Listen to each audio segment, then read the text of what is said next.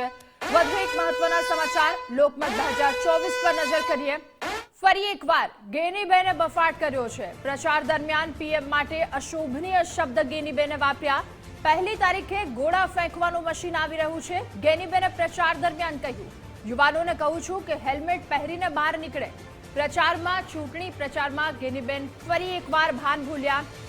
ચૂંટણી પ્રચાર અગાઉમાં પણ ગેનીબેન દ્વારા આવો બફાટ કરવામાં આવ્યો હતો। પોલીસને લઈને નિંદનીય શબ્દ બોલવામાં આવ્યા અને હવે વડાપ્રધાન માટે અશોભનીય શબ્દ તેમના દ્વારા બોલવામાં આવ્યા છે। તેમણે કહ્યું કે પહેલી તારીખે ગોળા ફેંકવાનું મશીન આવી રહ્યું છે। યુવાનોને કહું છું કે હેલ્મેટ પહેરીને બહાર નીકળે। બનાસકાંઠા કોંગ્રેસના ઉમેદવાર ગેનીબેન પ્રચાર દરમિયાન આ ભાન ભૂલ્યા અને શું કહ્યું તેમણે, આવો સાંભળીએ। બનાસકાંઠામાં તો હવે પ્રદેશનું અને કેન્દ્રનું નેતૃત્વ એ અપડાઉન કરે છે। પહેલા બનાસકાંઠા જિલ્લો આખો મધ્યો એટલે એમને કઈ હારા વાત ના લાગી, પણ સીઆર પાટીલ સાહેબને મેદાનમાં ઉતાર્યા। સીઆર પાટીલ સાહેબ તો બનાસકાંઠામાં અપડાઉન કરે છે, વળી પાછા મુખ્યમંત્રીને ઉતાર્યા અને હમણાં મેં ઓલા વોટ્સએપમાં ફેસબુકમાં એમાં બધાય જોયું અને બધા યુવાનોએ લખ્યું બાપુ કે બનાસકાંઠામાં પહેલી તારીખે એક ગોળા ફેંકવાનું મશીન આવે છે એટલે યુવાનો બધા હેલ્મેટ વગર બહાર ના નીકળતા એમ। અને આજ મુદ્દે આપણી સાથે જોડાઈ ચૂક્યા છે ન્યૂઝરૂમથી લાઈવ સંવાદદાતા કિશન કાંટેલિયા। કિશન, ગેનીબેને ફરી એકવાર આ પ્રકારનું નિવેદન આપ્યું છે, પીએમને ગોળા ફેંકવાનું મશીન કહ્યું। બિલકુલ, ચૂંટણી પ્રચારને હવે માત્ર 7 દિવસનો સમય રહ્યો છે। 5 તારીખથી ચૂંટણી પ્રચારના પડઘમ શાંત થઈ જશે। છેલ્લી ઘડીની સભાઓ એ તમામ દિગ્ગજો કરી રહ્યા છે। ગુજરાતની અંદર જ્યારે વડાપ્રધાન નરેન્દ્ર મોદી પોતાની સભા કરવા આવી રહ્યા છે એના પહેલા ગેની ઠાકોરે અશોભનીય શબ્દોનો પ્રયોગ એ વડાપ્રધાન માટે કર્યો છે। યુવાનોને અપીલ કરતા કહ્યું કે હેલ્મેટ પહેરીને આવજો, કારણ કે પહેલી તારીખે ગોળા ફેંકવાનું મશીન આવી રહ્યું છે। આ પ્રકારના શબ્દોનો ઉપયોગ ગેનીબેન ઠાકોરે કર્યો, કારણ કે પહેલી તારીખની આજુબાજુમાં ઉત્તર ગુજરાતમાં જ્યારે વડાપ્રધાન નરેન્દ્ર મોદીનો પ્રવાસ હોય અને એ પ્રવાસ પહેલા વડાપ્રધાનની જે ગરિમા જળવાય એ પ્રકારના શબ્દોનો ઉપયોગ ન કરતા ગેનીબેન ઠાકોરે કાયદેસર જે ભાન ભૂલી અને જે શબ્દોનો ઉપયોગ કર્યો છે યોગ્ય નથી। એક તરફ રાહુલ ગાંધી પોતે આજે પાટણની અંદર સભા કરી રહ્યા છે, પ્રિયંકા ગાંધીએ સૌરાષ્ટ્રમાં પોતાની સભા લઈને આવી રહ્યા છે, મલ્લિકાર્જુન ખડગે પણ અમદાવાદ આવવાના છે, અનેક કોંગ્રેસના નેતાઓ કોંગ્રેસી આગેવાનો એ ગુજરાતમાં સતત પ્રવાસે છે। એવામાં ગેનીબેન ઠાકોરના આ પ્રકારના શબ્દો એ શોભે એવા નથી। રાજનીતિમાં આ પ્રકારના શબ્દોને ક્યારેય સ્થાન ના હોઈ શકે। જે ગેનીબેન ઠાકોરનું જે નિવેદન છે એ નિવેદનને ફરી એક વખત આપણે સાંભળીએ। બનાસકાંઠામાં તો હવે પ્રદેશનું અને કેન્દ્રનું નેતૃત્વ એ અપડાઉન કરે છે।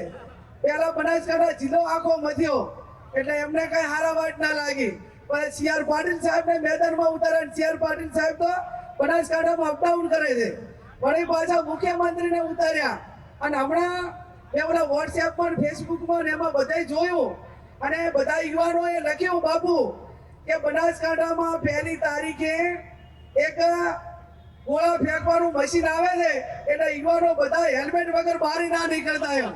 બનાસકાંઠામાં તો હવે પ્રદેશનું તો શોભે નહીં એવા શબ્દોનો ઉપયોગ કર્યો છે ગેનીબેન ઠાકોરે। આવા શબ્દોને સ્થાન ના હોઈ શકે રાજનીતિમાં।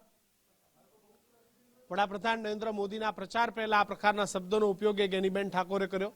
આવા શબ્દોને રાજનીતિમાં સ્થાન ન હોઈ શકે। વડાપ્રધાન પદની ગરિમા છે એ ગરિમા જળવાવી જોઈએ અને એ પદની ગરિમા ન જળવાતા ગેનીબેન ઠાકોરે વડાપ્રધાન નરેન્દ્ર મોદીના પ્રવાસ પહેલા આ પ્રકારના શબ્દોનો ઉપયોગ કર્યો છે।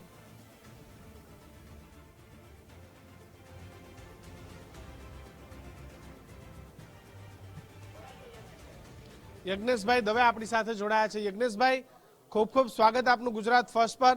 વડાપ્રધાન મોદી માટે આ પ્રકારના શબ્દો કેટલા યોગ્ય? કોંગ્રેસના આ પ્રકારની રાજનીતિ ફળશે ખરા?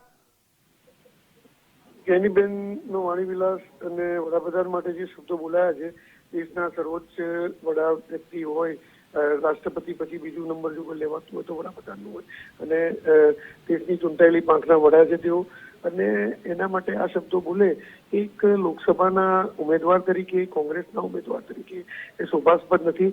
માત્ર ને માત્ર પોતાની પબ્લિસિટી માટે, માત્ર ને માત્ર પોતાની સ્વપ્રસિદ્ધિ માટે આવા શબ્દો જ્ઞાનીબેન જો બોલતા હોય તો એવું માનતા હોય કે આનાથી જનતા એમને મત આપશે, તો જનતા એમ પૂરેપૂરું સમજી ગઈ છે ને જ્ઞાનીબેન માટે પણ આવા શબ્દો બોલવાય. જ્ઞાનીબેન પાસે પણ બીજો કોઈ ઉદ્ધાર એટલા માટે નથી કે કોંગ્રેસ પાસે ભૂતકાળની અંદર કરેલા કોઈ કાર્યો નથી, ભૂતકાળની અંદર કરેલા કોઈ કાર્યોનો રિપોર્ટ કાર્ડ કોંગ્રેસ જોડે નથી કે જેથી પ્રજા સમક્ષ લઈ જઈ શકે. માત્ર ને માત્ર ભ્રષ્ટાચાર સિવાય 70 વર્ષમાં એ લોકોએ કશું કર્યું નથી. બીજું કે ભવિષ્યનું આયોજન એમના કોઈ નેતાઓ જોડે નથી, કારણ કે એમના નેતાઓની નથી નિયત, નથી નીતિ, નથી કોઈ દિશા નથી એમની જોડે. તો એ નેતાઓએ કોઈ ભવિષ્યનું આયોજન એમને આપ્યું નથી. તો એમના ઉમેદવારો આ પ્રમાણેનો વાણી વિલાસ જ કરે, કારણ કે ક્યાંક ને ક્યાંક કંઈક તો પ્રચારમાં જવું, એટલે આ પ્રમાણેનો વાણી વિલાસ જ્ઞાનીબેન કરે છે. યજ્ઞેશભાઈ, લાગે છે આવા પ્રચારથી એમને કોઈ ફાયદો થશે મતદાનની અંદર? વોટરો એમનાથી આકર્ષાશે આવા પ્રકારના શબ્દોના ઉપયોગથી? આવા પ્રકારના શબ્દોના ઉપયોગ કરે કે ન કરે, વોટર્સો કોની જોડે છે, મતદારો કોની જોડે છે અને ભારતની જનતા કોની જોડે છે, એ છેલ્લા 2 ટર્મથી જે લોકસભાની અંદર વિરોધ પક્ષને પણ ન ચાજે એટલી સીટો જ્યારે કોંગ્રેસને મળતી હોય ત્યારે કોંગ્રેસને ખબર પડવી જોઈએ કે મતદારો કોની જોડે છે. ગુજરાતની અંદર જો વાત કરીએ આપણે તો ગુજરાતમાં 156 સીટ લઈ અને ભારતીય જનતા પાર્ટી એ પ્રજાની સેવામાં જ્યારે બેસતી હોય અને એની સામે 17 સીટો કોંગ્રેસને મળતી હોય ને અત્યારે હાલ 17માંથી માંડ 10-12 બચ્યા હોય, એવી પરિસ્થિતિ જ્યારે હોય તો એમને ખબર છે કે ગુજરાતની જનતા પણ કોની જોડે છે. આભાર યજ્ઞેશભાઈ, આપ અમારી સાથે જોડાયા.